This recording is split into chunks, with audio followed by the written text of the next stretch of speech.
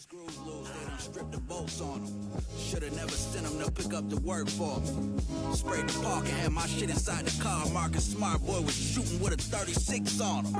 Said if he wasn't in the rush, they was all goners. All right. Greetings, Chudlings. Welcome to another episode of Chuddy's Corner. Following a Celtics 122-112 loss to the Indiana Pacers in our 20th regular season game. Really not much else to this game, just another regular season game. Unfortunately, we didn't get the win. I'm your host, Dugouts. With me as always, Chuddy, King Chuddy. How you doing today? Doing all right. Never want to take a loss like that. My bracket's absolutely busted, but otherwise good. Yeah, bracket's certainly busted on this end too.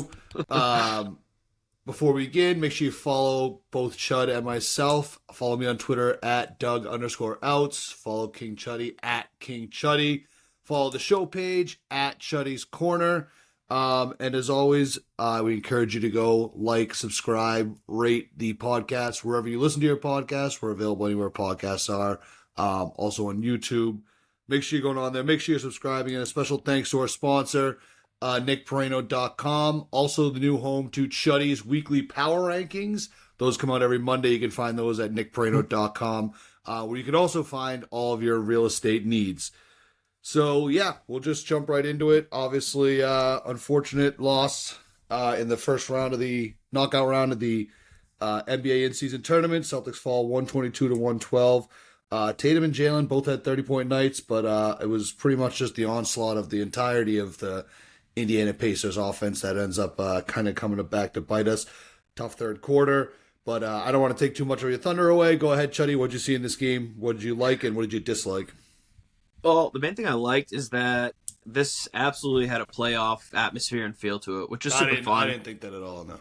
Really? No, I'm just kidding. Oh. No, I'm just kidding. It fucking sucks we lost. I'm just trying to say it's, just treat it like any other game. Gotcha. Well, no, I mean, I appreciate that it wasn't any other game, and it clearly wasn't to the Pacers and their fans. I mean, it felt like a borderline, college environment in there down the stretch and late in the second half. Great game. I think you saw almost a little bit of nerves in the first half. Really, really good defense. I love the way the Celtics were playing. As we've mentioned, the Pacers, number one in offense, number one in pace. They've just been unstoppable in offense, and we pretty much stopped them in the first half. Had two really good defensive quarters. They were making some threes, but we were really dictating what they would do. I thought we did an awesome job containing Tyrese Haliburton. He only had 7 points, 2 assists at halftime. That is about as well as you can play him. He's been one of the best guards in the NBA this season.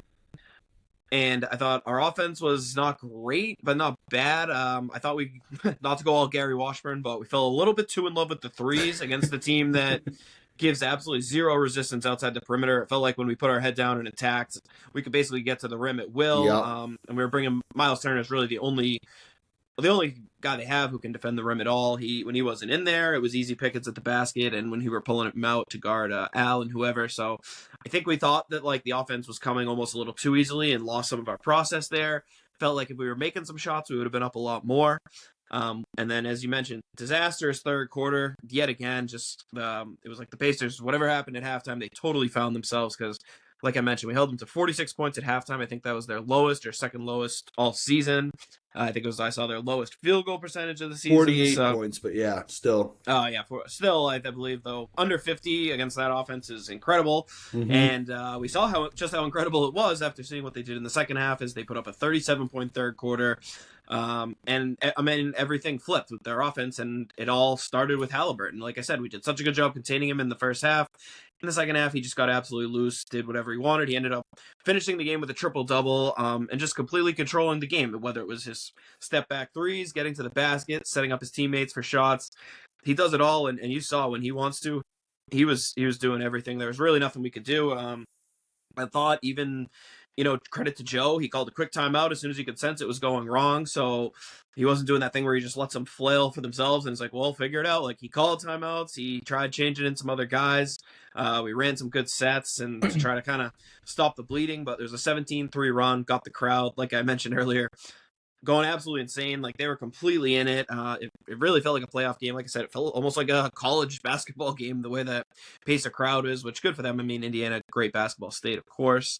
They got up by as much as 11, and then the fourth quarter was like the Celtics turned it back on. They got back in the game, came all the way back, tied it. I think even took a 1-point lead at one point.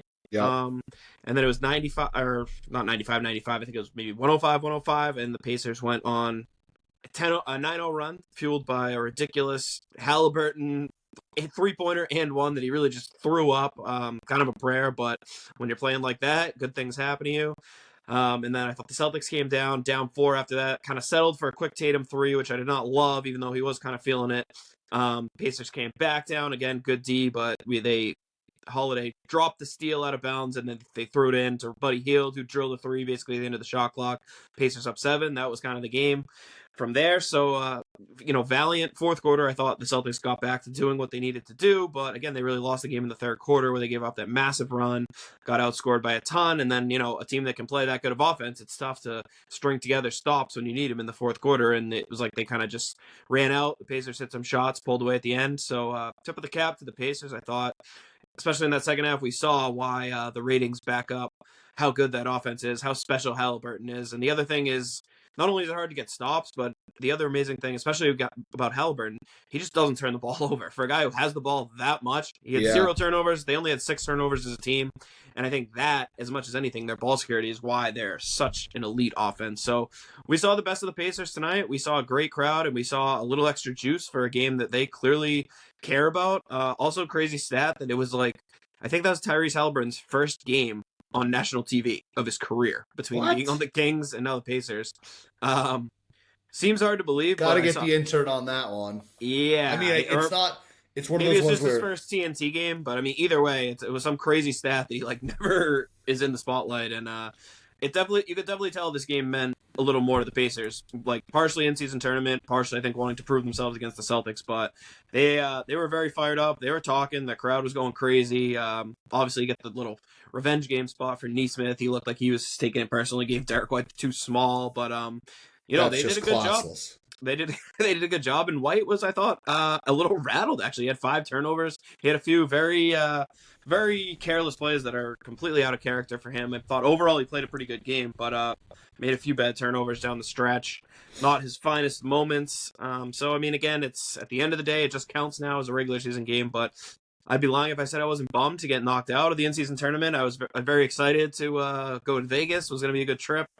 But yeah, we're going to do a live podcast from Vegas. Yeah, it's kind of a shame. For the fans that miss out.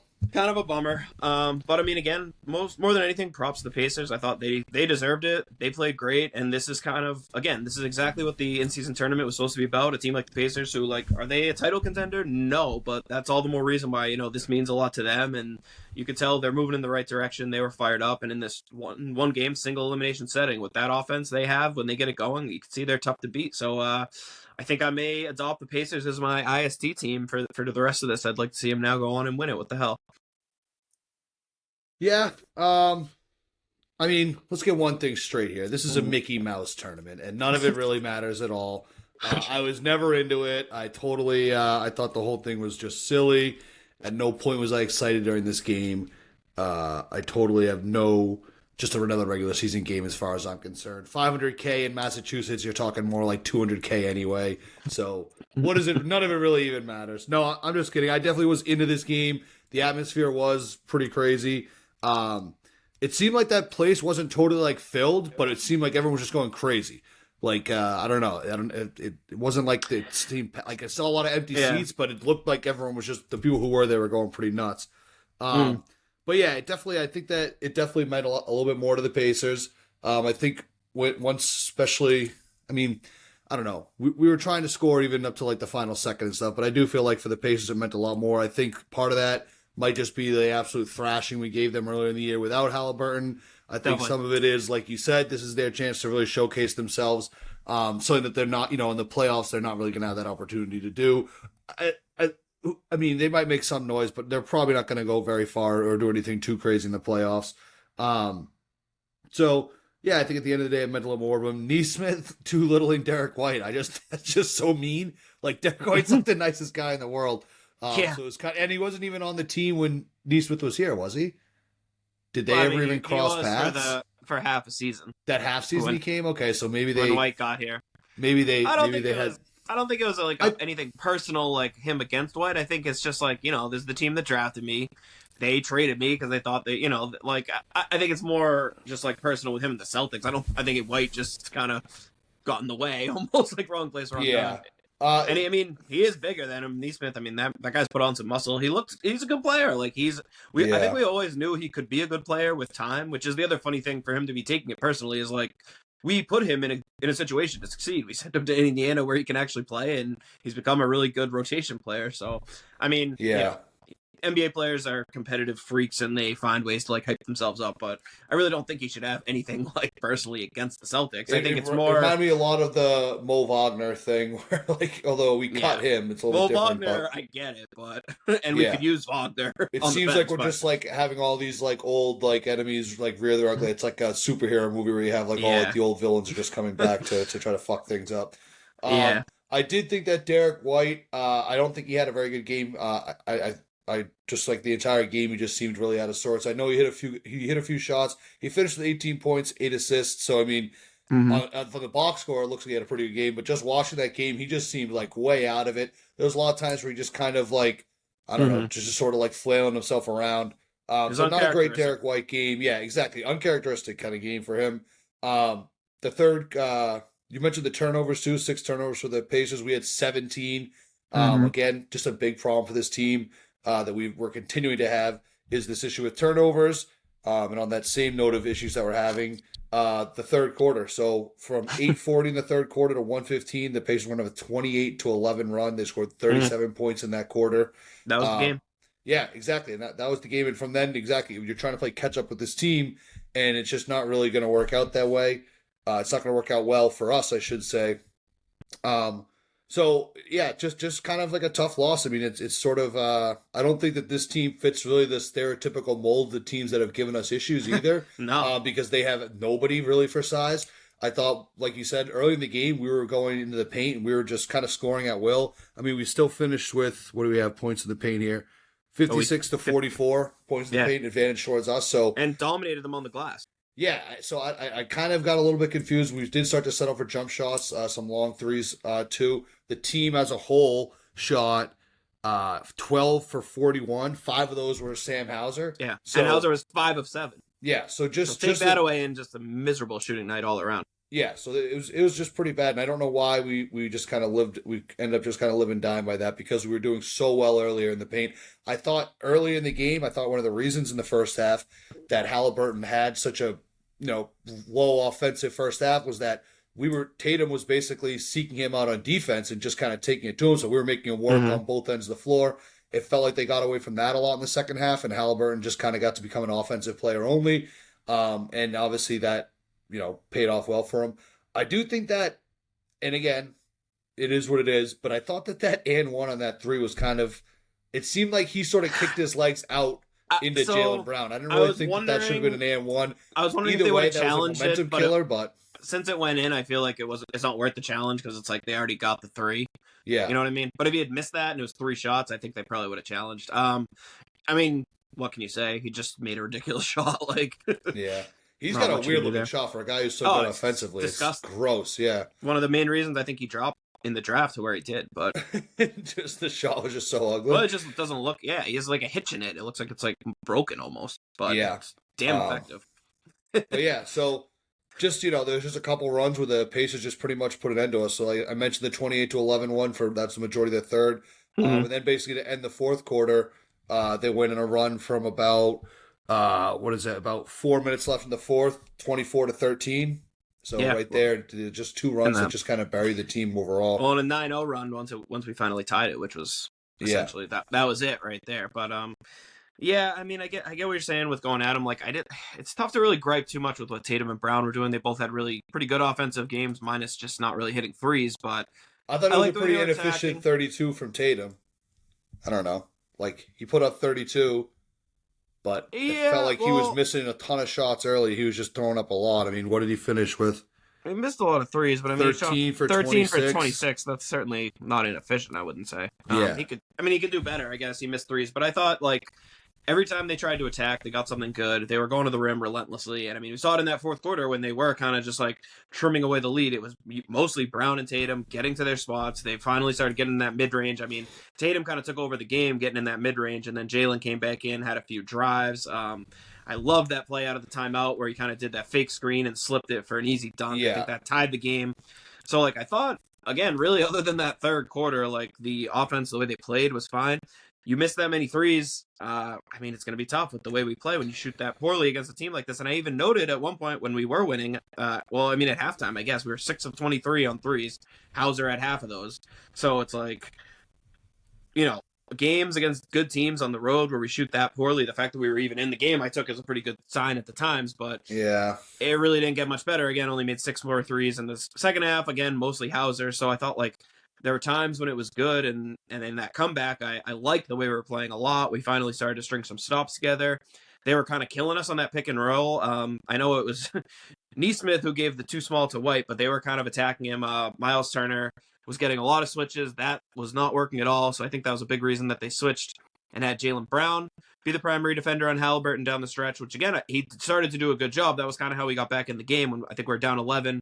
We switched that up, and then Brown his length was definitely helping bother Haliburton. And then also it was on that switch, now like Jaylen Brown against Miles Turner, you'll happily live with. So they started switching a little more. It helped out.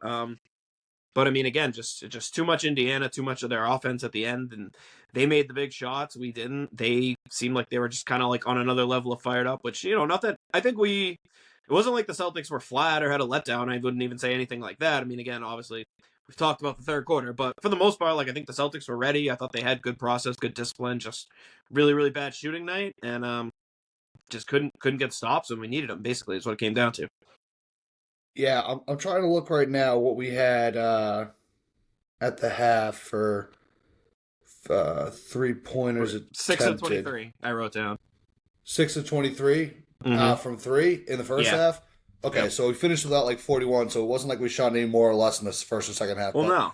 I don't know. And again, not to be all Washburn, I do just feel like this is a team that, like, I don't mind when we're shooting a lot of threes against, pretty much every team but this team, because this team is like, they're basically designed so that you don't shoot threes. Like, I feel like we weren't getting a lot of good looks. Like, they weren't falling, but I think for some of that was they just weren't really good looks.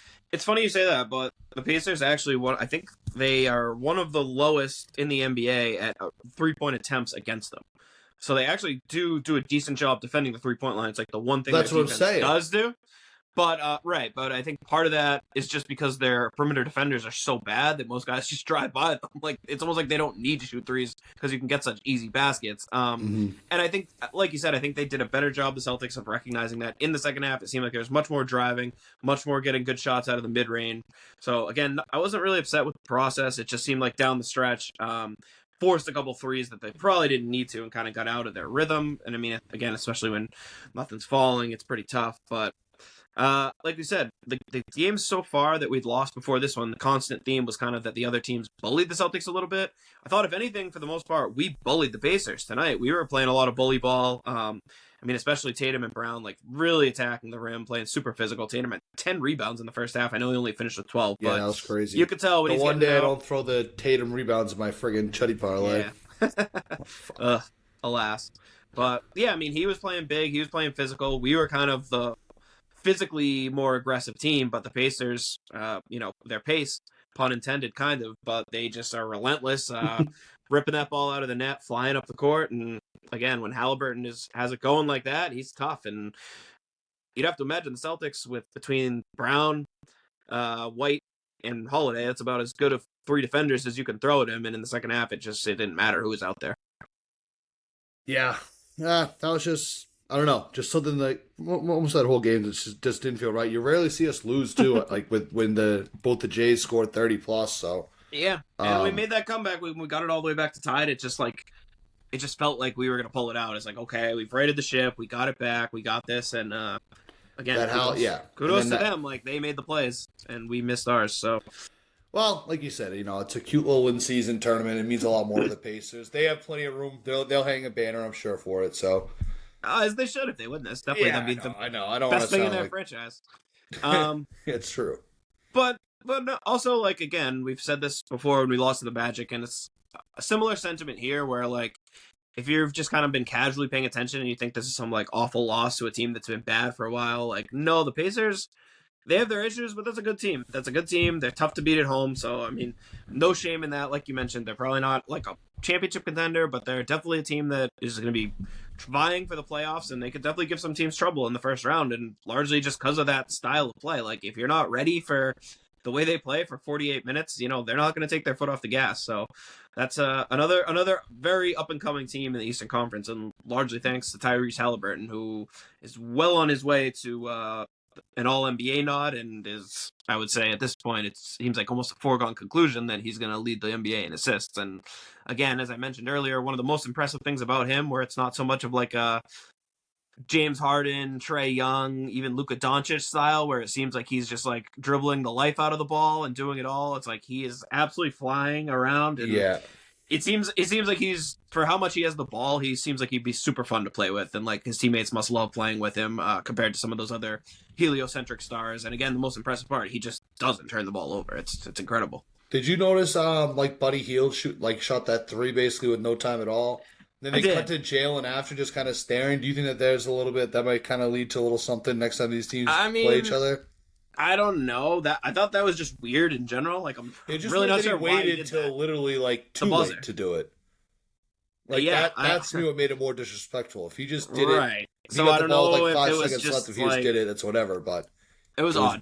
Yeah, it was very. And I wonder if it was like, they're like, oh, in season tournament, this is what we do. I wonder if they were like, like if we have to get a point there. I wonder if they still were just kind of stuck in that all the point chatter differential. about that, and they know that the Celtics were running up the score in the Bulls, so maybe it was like, oh, you're gonna show up other teams, we're gonna show up you. I don't know. I think all that stuff is dumb anyway. Like, who cares? Yeah. Play to the buzzer. You want to shoot. I don't care. But yeah, I did think that was kind of interesting that he did that. Again, not that it really matters, but whatever. Who knows? Do they take it personally? It seems like every team in the league has some personal gripe with the Celtics at this point. So, we mentioned this earlier that we're going to be a lot of teams like that. Like, that was the Pacers Super Bowl out there, as we've kind of, between playing us, being on national TV finally, and it being the in-season tournament knockout, like a perfect storm of reasons for them to get hyped up, and they did. Yeah. This is something just like they mentioned on the broadcast, and I ended up kind of going down a little bit of a rabbit hole with it. They were talking so obviously this is Carlisle's second go-around with the Pacers as the head coach. Mm-hmm. I guess, like, last game that they won, he passed Bruce Vogel for Frank Vogel, yes. Who's Bruce Vogel? I think it's like a city councilor in Newburyport or something. Weird. Weird how I know any of that. But he passed Frank Vogel for the winningest coach in Pacers history, who had 250. Carlisle now is 250. Well, now he has 252. And then they mentioned that Slick Leonard was the guy's name. He was like the coach of the Pacers like in the 70s and 80s. But Carlisle has the most NBA wins for the Pacers, but his is all ABA. So I'm just like, I don't know, that whole part of like the league fascinates. So I did look it up. So he has 529 wins with the Pacers. 3-time ABA champion in 1970, 72, and 73. So he's basically a dynasty for the Pacers in the ABA years. They retired. Number 529 was retired by the Pacers. He won an NCAA championship with the Indiana Hoosiers. So he's just basically like probably the biggest basketball legend. I think he might sadly have passed away by now. Oh. Yeah. He's a Slick Leonard's a Hall of Famer. He is a legend, absolutely. So I'd never heard of this guy, but just the name Slick Leonard, I just ended up having to go down the rabbit hole. And then he was the color commentator for a long time, I guess. So too. So he's almost like a little bit of like a Tommy Heinsohn thing for them. So they're definitely the closest thing they have. But yeah, shout out to Slick Leonard. 529 ABA wins for the Pacers. Little dynasty there. That's a good chunk. Yeah, just anything to not talk about the game anymore. But yeah, I mean, I know I made the joke earlier that it's just kind of, who cares about the tournament. I did tweet out earlier my rankings for NBA championships is obviously NBA finals is like here. way down, I would say, is the in-season tournament, and then one rung below that is the 2020 bubble championship that the Lakers won. So Yeah. this the is bubble just is above the essentially bubble pre-season. title, in my opinion. So, Oh God, way above it in my books. yeah. But yeah, no, it was a good atmosphere. You could definitely tell the players were playing hard for it.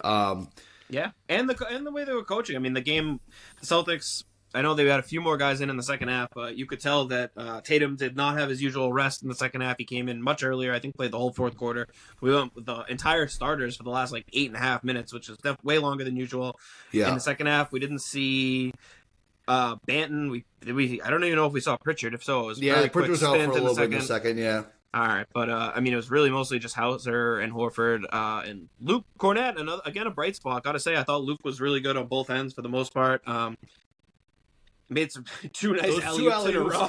So sick. And yeah. one of them was he got up there. One of them I thought sky. he was gonna either miss it completely or hurt himself, and he didn't do either, which is good. Yeah, no. So good Luke minutes. I mean, and we mentioned Hauser arguably was the biggest bright spot on the team. I know he had the highest plus minus and 5 of 7 shooting. It's just and there was again several different Pacers guys took their turn trying to mismatch hunt and get switched on to Hauser, and he's like a stud defender. I don't even think it's I think he's beyond serviceable. I think he's actually he's good. He's an above average defender. Borderline. I'd say you said above average, right? Yeah. Yeah, I'd say he's definitely above average. He really is. And I don't know. I've said this before. I might have said this before on the podcast, but I think it's I wonder if part of it is in scrimmages, he's probably just been going against Tatum and Jalen so much in practice that it's by the time he gets out and plays, 100%. Against some of these other people and some of these other jamokes that are trying to get past him, it's just dude, the fuck. Well, and you know who else became a really good NBA defender by doing that? What? Aaron Nesmith. Oh, yeah. Nesmith was in that wing room going against Brown and Tatum all day, yeah. and that's part of it. But I think that experience and practice he got playing against them has helped him become the NBA player that he is. So you still see at times, and I mean, he was stepping up, trying to take on the Tatum responsibility, and he had a couple stops on him, and then Tatum kind of again gave him that little brother treatment. Was like, all right, dude, you're not stopping me. He blew by him a couple times. He had a couple dunks. He was just taking him to school in the mid range. But Nesmith was battling out there, and props to him. He did have a couple nice plays. He turned him over once or twice. He made him airball a fadeaway, which you don't see very often. So he was battling. He played well. All those guys were. And I mean, again, the Pacers don't really have a lot of good individual perimeter defenders at all. So Nesmith can definitely earn minutes if he can kind of be that guy who takes that on and guards the other team's best player. It's Bruce Brown a lot, but I think Nesmith brings a little more intensity, flair. We called him Crash when he was in Boston because it seemed like every time he went in there, he was flying around and would inevitably go land on the court. Crashing into people's and the floor is basically just what he does. And it's nice to see that he's kind of channeled that and seems like he's a lot more under control because that was the biggest thing in Boston. He would go in and make one good play, 2 bad plays, and he was just completely out of control. So, still young and nice to, again, see that he's carved out a nice role for himself, even though I don't like to see him showboating against the Celtics per se and talking shit. I can't believe too little Derek White. Yeah. Just such a nice person to do that too. Shifting gears just a little bit. Jrue Holiday, I feel I don't know, he's been a little bit, he does a lot of those kind of hustle sort of winning plays and stuff like that, but I do feel I don't know, sometimes I just kind of feel he might still just be trying to find his role or something, but he seemed a little bit, I don't know, underwhelming. He's had some moments where you're fuck yeah, that's that's what he's out there to do. I think he's been playing pretty solid defense for the most part, obviously too. But I don't know. I just think I don't know what should people be expecting from Jrue Holiday, maybe on the offensive end? Is he going to be the kind of guy every now and then will have a big game, but otherwise he'll just be having 9, 6, and 3 kind of that's what he had tonight. Yeah, I mean, absolutely. I think he's almost at this point a guard Al Horford. He doesn't need to be involved. We can utilize his offense when we have to. I think there's certain mismatches tonight where if he has smaller guys on him, he should be in the post, kind of the way we would send Marcus into the post last year. He can just bully guys with his strength. He can hit shots, but it's not what he does. So, I mean, again, I think I'd rather White is the guy running the offense for the most part, handling the ball. Obviously, we've got Brown, Tatum, Porzingis, who's still out. But when he's in there, Holiday in our starting lineup probably is the 5th option on offense. So you can look at that 2 ways, I think, where it's for one, if he's your fifth option, it means your offense is really good. Like, it's more that we have so many great options, we don't really need him to do that. But I mean, again, I think in Milwaukee the last few years, they have not had a lot of depth. Middleton obviously has been hurt, so I think people think he's probably more of like a scorer and offensive player because he was kind of just like thrust into that role. So he is capable. I know they ran the stat tonight that the last time he actually played in Indiana, he set his career high with 51 points. But that's not something I think we're going to expect on this team. I mean, especially on a night where the Jays both have it going. Like, we brought him in to be the defensive leader, which he has been, and he's been amazing on defense. I thought he had another really good game tonight. He did a fantastic job on Haliburton in the first half. And, you know, you can always rely on him on that end. He took a nice charge, which is good to see. Our charge has been way down this year, so he makes a few plays every game that just make you appreciate how amazing he is on defense. I think he did some more of that tonight. But yeah, I mean, when he doesn't have the shot going, like, he's not really going to be a huge part of our offense. He's, I think, just more of a connective piece. We need him to kind of do some secondary playmaking, to hit his open shots, and other than that, to just kind of keep the ball moving. And like I said, right. I think his offense is more of a luxury for us, that, like, if we need him on offense, then something's probably gone wrong. All right. I guess before we pivot to around the league, it looks like they were saying Porzingis might have been able to play in the next game if we made it. I mean, we're still playing. That next game is still the same date, right? We're still playing. Are we not playing? It might be one day different. It might be. I think it would have been Thursday. Now it's Friday, but yeah, I mean, either way. So we don't play again until Friday? I believe so. Oh, wow. Right? Because we play the loser of tomorrow's game. Chuddy's corner. Oh, yeah, because it's tomorrow's game. So, yeah, they're not going to play in a back-to-back, and they're not going to play on... And then Thursday's the other one. So, yeah, sounds like it's Friday. I'm pretty sure it's Friday, but... Oh, wow. Little mini Chuddy. This might be a good time for us to sneak in the little, like 20th way, quarter way through the season. Little quarter pull. All right. Might have started in store for the fans there. So, Porzingis, do you think it's worth it to kind of rush him back, or do you think they are rushing him back? Should we wait? So, I mean, first of all, to answer the first question, is it worth it to run him back? Under no circumstances is it worth it to rush him back. Okay. Because I think as we saw on a game like tonight, Porzingis is the difference between this team being like a really good team and maybe in the mix versus us being the favorites to win it all.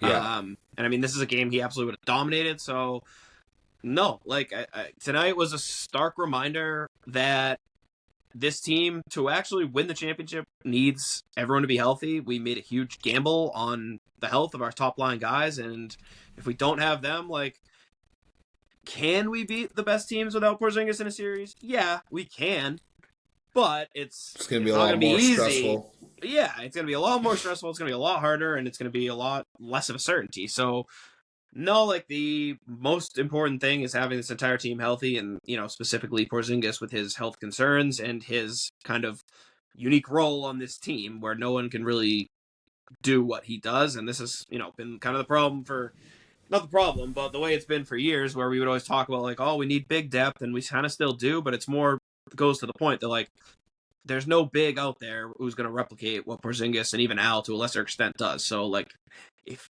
either of those two guys is missing, we're just in big trouble. So, no. Take rest up. I mean, especially, I could see if it was actually the in-season tournament going to Vegas, maybe, you know, you obviously want him to play to try to win those two games. But now that we're out of it, no. Like, I mean, unless he's absolutely 100%, if there's any...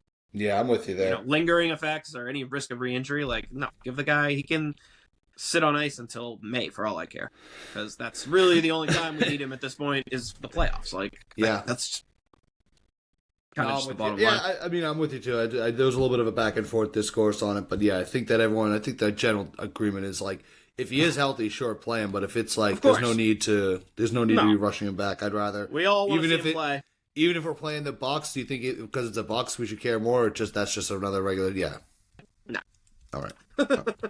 Like I get what you're saying, and obviously we all want to see him play. For it. I know. Sort of.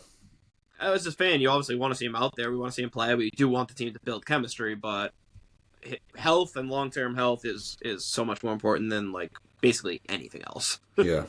All right, yeah. So I think that just about wraps up for the Celtics portion of the show.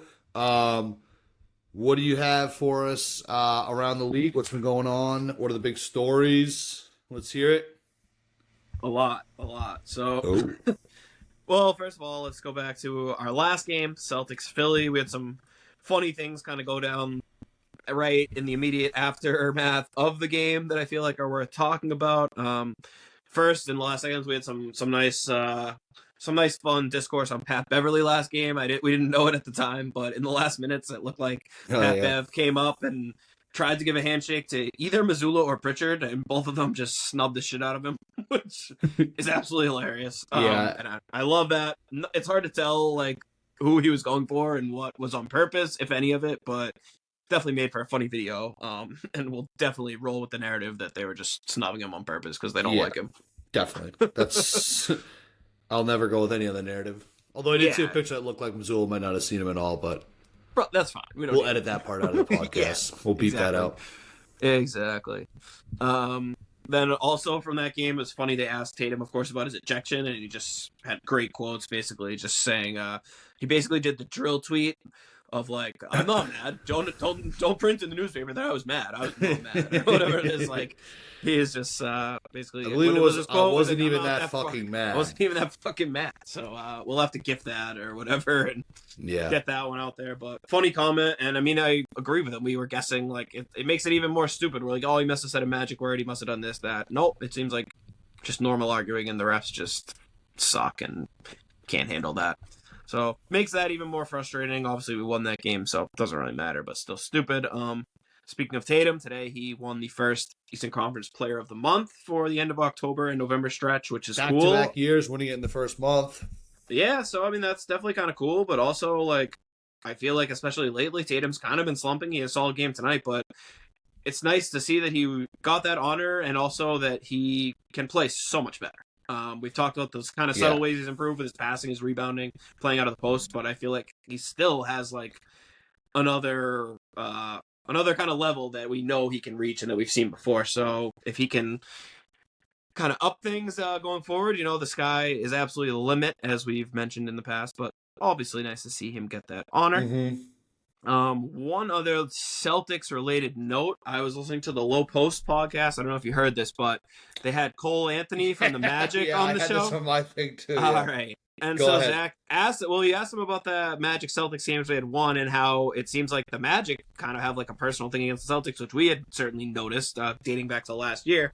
And he asked him why, and Anthony was more than happy to say that it was because after that first loss, Eddie House basically called them a trash team and said that like basically said this is not a team the Celtics should lose to, talk shit about them in the post game, which I mean, I'm sure it happened, but I just thought it was funny that he basically said, he stopped himself. He's like, yeah. He's like, I'm not going to say like what we really think and really say, but he's like, yeah, it's personal because of that. So thanks a lot, Eddie.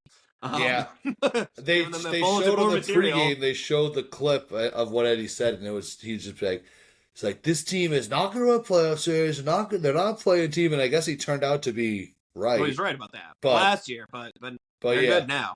No, yeah, they're definitely good now. Yeah, I just thought that was interesting, and it was interesting how. Well, yeah, it's not great, but it's interesting, and I also just thought interesting how like Cole Anthony had no problem saying it. It was just like, yeah, we did hear that. Like, we hear the haters. We hear the haters, and we are making it our mission to take it personally. So it does suck because they definitely do look like they raised their game against the Celtics, and I think that's a team we're gonna have some troubles with. But that was really it for Celtics specific stuff. Moving on, we had another Ben Simmons injury where he's getting an epidural and a second opinion, and the Simmons weirdness is just like, Isn't that when you're giving birth, or is it something else? Well, it's usually what you get an epidural for, right? Am I using the wrong word? I don't know. It's one of those super like pain-killing shots. Like they just can't figure out what's wrong with them. It might be for more than just that. That's just the only context I've ever heard it in. Well, yeah, it usually is. That's why it's concerning, I think, to see. But just like a absolute never-ending saga with Ben Simmons. It seems like he had kind of finally settled into just like a normal role on a team. So sad to, I guess, not see him out there. But what can you do? Okay, an epidural is an injection in your back to stop you feeling pain in part of your body. So I guess it's not just exactly what he got. It's not. It is definitely usually. I thought it was only something that pregnant women got. So pregnant women and Ben Simmons. Shout out pregnant women, and Ben Simmons. Yes. Okay. But again, don't want to ever see someone get hurt. I'd rather make fun of him for doing stupid shit on the court than not being able to play. I know, we're so due for a Ben Simmons just absolutely missing a shot from like a mile video. It's too bad. So, Probably won't get one for a while now. That's kind of a bummer, obviously. Then another story, our old friends, Ime Udoka going at it with LeBron in the middle of the game, which is just great. Jawing at each other on the sidelines. Ime, I mean, I don't know exactly what either guy was saying, but it seemed like Ime basically just told LeBron to stop bitching. Yeah. And LeBron took it personally. They yapped back and forth. Both got teched up. Are those videos that are out? Are those real video, like the ones that are coming out? With the lip reading? Well, I don't know if it's lip reading. It sounds like it's a mic picking it up. So I never know. I don't know if those are real or not, but they seem like they could be, but also I'm like a little skeptical. I feel like AI too, you could do like say this in like LeBron James' voice. They were definitely jawing, and you could definitely tell by the way LeBron reacted that he definitely said something like probably to the extent of like stop being a bitch or whatever. Did you see that lady in the background of the video? Yeah. There's like a lady a few rows back that's just kind of like watching. She's like, then all of a sudden she's like, oh my god! She covers it. So I don't know how no one's found that lady yet and like interviewed her. She has an open invite to the podcast. I tweeted it out from the account, but still waiting to hear. But still talking to her people, trying to just get the right date lined up. So stay tuned. So obviously we love Joe. He's our psycho, but it's good to see that Ime is still out there doing psycho shit in Houston. Well, that was in LA, but for Houston. And then I've talked about how the good the Rockets are and what he's done for them, but it is getting a little concerning that it's now December and the Rockets still have not won a road game yet this season. So 0-8. That's obviously tough. What? I think they're 0-8. Yeah, 0-6 or 0-8. I'm not either way. Not great. Not great. But it's again. I think I love what they've done, but it's gonna be hard to take them seriously if they can't win any road games. If you're LeBron, do you have to basically just like take every like important woman in your life and just like send them to like Paris or something like that, or just send them out of country for a few weeks now that Ime's on you like that? I think you do. Yeah, that's what I would do. If I ever got into a confrontation with Ime, I'm sending everyone, I'm launching them all and sending them to the sun for a few. Yeah, it's you don't see a lot of coaches basically like challenging LeBron like that, but I don't know if LeBron wants that. They probably played together too. Their careers probably overlapped. Yeah. Oh, definitely. So yeah, no, and, I'm sure Ime would immediately be down. He'd be down for that smoke, so to speak. Which is not many guys are, so that's cool. And then the only other thing I had, just a great, crazy game on Saturday night between the Thunder and the Mavericks. The Thunder were up by a ton. Dallas went on a 30-0 run, an actual 30-0 run from it was 111 to 87 to 117, 111, and I guess the NBA started tracking like play-by-play stats in I think it was like 1994, I want to say. And this was the first 30-0 run. So it was the highest run to 0 ever recorded since they've started tracking that, which is just insane. And it really was insane. Luka just went nuclear, completely took over. It was his first game, I think, since giving birth. So he had that extra dad strength. He had like 7 points, 7 assists, 5 rebounds during that stretch. But then the craziest part, perhaps, is that the Thunder rebounded from that, came back, and won the game with just some great plays by Shea and Chet down the stretch. The Thunder, now the only team in the NBA with a top 5 rated offense and defense. They're legit. I don't know if they're a contender. They're the 2nd seed right now in the West, but after Denver, that West seems pretty wide open, and it's cool to see like teams like Minnesota and OKC seem like they've kind of surpassed some of those more aging teams. I think it's just great for the league, fun to watch. We've talked about how there's so many fun teams. It's cool to see some of them really flourishing, and that was just crazy, awesome game. So fun stuff. Yeah, and that's really all I got. I saw that just like I wasn't watching it live, but I did see on Twitter the 30-0 run. I mean that and just for all the people who always get mad at Joe for not calling timeouts, I think that the Thunder did call 2 timeouts during that 30-0 run. And still, obviously, you have 30 straight points. 30 straight points is just insane, especially when you have the players they have that you can't even get. Can't even get like a free throw or something like that. Unfathomable. And then again, that they were able to stop that bleeding and come back and win is even more impressive. Almost like I don't know what's crazier. That's fun. Yeah, Thunder are definitely a fun team. That whole West, like you said, I think that'll just be exciting to watch. Especially when it comes down to the playoffs and stuff. Because I don't think outside of Denver there is like a clear-cut team that you could say is like definitely better than the other. And there'll definitely be a lot of changing the guard shit too. Right. It feels like the Lakers and the Warriors have really taken a step back. Phoenix, I think, is still good if they could ever be healthy. But other than that, it's super wide open. So we knew it was going to be fun. But I think where some of these teams look even a little ahead of schedule that we had high hopes about look like they're actually in that contender discussion. So that's great. All right, yeah. So there's around the league. There's your recap. Oh, do you have anything else? The only other thing I was gonna bring up. Well, I mean, obviously we're a Celtics podcast first and foremost. We're an NBA podcast secondarily, but we are, of course, a sports podcast. We're big sports fans. The story that's going around right now, everyone has a take on it. What's your take on the college football playoffs? I mean, like I think me and you talked about it before, so it will probably. I mean, it's like I went back and forth on the whole Florida State thing because again, it's like. I mean, I don't know. They went 13-0, and I get that the ACC is not like a great conference, but the ACC was 6-4 in the season against the SEC, so that's the conference. I mean, it seems unfathomable though to not have the SEC champion in there. But I mean, I don't know. I think if you're a Florida State fan or especially a player, like you got a right to be a little pissed off. They did have 2 games where they could have like ran up the score on teams and kind of shown that they could do it. But I don't know. I go back and forth on it because people say. People say, like, well, you don't want them to just go get blown out. But I feel like people said the same thing about TCU last year. And granted, they did get fucking blown out in the second round. But they surprised people against Michigan. And I think that, I don't know. To go 13-0 and miss the playoffs, like, they got every right to be a little pissed off. I thought, again, you have to have the SEC champ in, but you can't really have Alabama in, I feel like, without Texas in because Texas beat them, even though that was way early in the season. But it was a fucking mess. It really was. How everything played out there. But I mean, I don't know. I think that'll probably be at least an entertaining first round. I don't think that there's no like clearly like inferior team in the matchups and stuff like that. But I don't know. Michigan outside of the Big Ten, outside of the Connor Stallion sphere. You never really know what to expect with that. But yeah, I mean, Florida State fans have every right to be pissed off. Like I said, I heard the coach's interview after the game, and I was like, they deserve to be in. And then I just started kind of looking at everything else and just kind of like, it would kind of suck ass if they were in there. And then when they didn't make it in, I was like, I can't believe they fucked them like that. So I went back and forth. I don't know.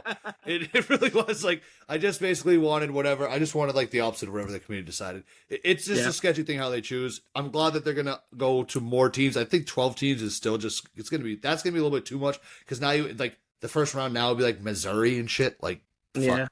Doesn't make any sense. Missouri's good this year. I mean, they are, but I don't know. I know. But you're going all the way down to like teams outside of the top 10 being in the playoffs. So I would have been fine with like an 18 playoff. Either way, there's always going to be close cutoffs. But yeah, I feel bad for Florida State. I feel bad for them, but when they designed it this way, they knew like there's 4 teams, there's 5 power conferences. So no matter what, one of the Power 5 champs at least is going to be left out. And I don't know, the committee, they love saying how like their job is just to get the 4 best teams. And I don't think anyone watching with common sense did not probably think Florida State was one of the best 4 teams. And obviously the fact that Jordan Travis, Jordan Travis, their quarterback, is hurt. I mean, I think just like, again, everything aside, but just trying to say you're choosing the best 4 teams, I think the team that got screwed the most is Georgia. Because how can Georgia go from they were the unanimous number 1, they played Alabama, a playoff team, and lost by 3. And now they're just not even in the top 4. Like, how does that make any sense? They haven't lost in 27 games. They've won the Daddy 2 years in a row. They don't even get to defend their title. Like, that's ridiculous to me. So I just think that's stupid. And again, like you said, it comes down to like timing. Because if that was the first game of the season, Georgia had lost to Alabama by 3 and then run the table, they'd be in hands down. So it's like the fact that they... Well, yeah. Like, I don't know. That's me stupid. It is funny. Like, their one loss is against Alabama. They have the best and loss. Alabama's one loss is against Texas. And but I guess it's just because it's the conference championship. I mean, it's right. I mean, I don't think anyone could look you in the eyes over Alabama, right? Like, there'd be no way. Yeah, no, it would have had to be both. both. The SEC didn't deserve 2 teams. Well, I don't think. I mean, I disagree, but I just think it's, again, if you're honestly like anyone's looking themselves in the mirror, you can't say Georgia isn't one of the best 4 teams in the country. It's just absolutely ridiculous. I mean, again, like I said, if we left this up to Vegas right now, I think Georgia would be favored against literally every other team on a neutral site, and they're not even in the playoffs because of a 3-point loss to Bama, which, like, there certainly is no shame in that. So the whole system's an absolute mess. We don't have to go on. There's no right answer, but just an epic shit show. Yeah, exactly. So I think I think Georgia and Florida State both have a reason to be upset about how it worked out for them for very different reasons. But I mean, we'll see. I mean, imagine if Florida State like pulls off an upset against Georgia too, in like what are they playing in the Sugar Bowl, Orange Bowl, or something? Well, I think they'll be a little more motivated. So who knows? But that would be crazy. I mean, that would be funny. If you're Florida State, like this is like that's like the biggest game for you. Like, and I wonder if to finish the season year 14-0, beating the defending champions. If Jordan Travis doesn't get hurt and Florida State has their starting QB, this probably is a different discussion too. So I think the committee has to factor that in. Well, I think if they go undefeated with Jordan Travis, they're obviously in the playoff. I mean, I guess, but I wouldn't say obvious because who would be out then? Bama? Like, I don't know. That seems ridiculous too. So I guess there's nothing obvious about it. I would take the undefeated Florida State. Oh, I mean, it'd be fucking hilarious if the SEC was just out of it completely. That'd be so funny. Yeah, like they would secede and start their own conference, their own league. That's what, maybe they should. That was a joke I saw on Twitter. I don't hate it. Yeah, no, yeah, it's I do think that if Florida State beats the shit out of Georgia and wins that game, that they should just declare themselves national champions and have like no one's stopping them. They can do whatever they want. Shadow champion thing going. But yeah, there you go. How about that, Chuddy's Corner fans? A little bonus little NCAA crossover. Playoff. Well, I guess since we're here, all right. What are your picks for the two games? Let's make it really quick because we have unlimited time. But I'll go ahead and say mine first. I'm going to say that Alabama beats Michigan. I'm going to say that Texas beats I'm going to say Washington beats Texas, and then Alabama beats Washington. Alabama, in an absolute crazy season for them, ends up sneaking out and winning a national title. Holy shit. That's crazy. Yeah, I'm going to go similar, but I'll go Bama versus Texas. We'll get the rematch. We'll get Sark versus Saban. And I think this time Saban and Bama will pull through and get back to the top of the college football summit. Roll Tide. Roll Tide. What's been that, did you say a little Drewski thing? I don't give a piss about nothing but the Tide. So I love it. Well, there you go. Little bonus NCAA coverage there for you. So we can't give you a preview on the next game because we don't know who we're going to face. Knicks or Bucks. It'll be the loser of Knicks Bucks tomorrow night. So I don't know. Either way, we're going to fuck them up. Yeah. So again, Celtics lose 122-112. They're knocked out of the Mickey Mouse in-season tournament. Who cares? Nobody cares about it. It's stupid. It's dumb. I was never interested in it. Not upset at all. The NBA Cup is not coming to Boston. It is not, sadly. This year. So yeah, 122-112. Pacers, congratulations. Enjoy it. And we will see you guys all, sounds like on Friday. So looking forward to that. And we'll keep you guys abreast if there's any bonus Chuddy's Corner coming up, all right? Indeed. Chuddy, you have a good night. Stay safe out there. Peace out, Chuddy heads.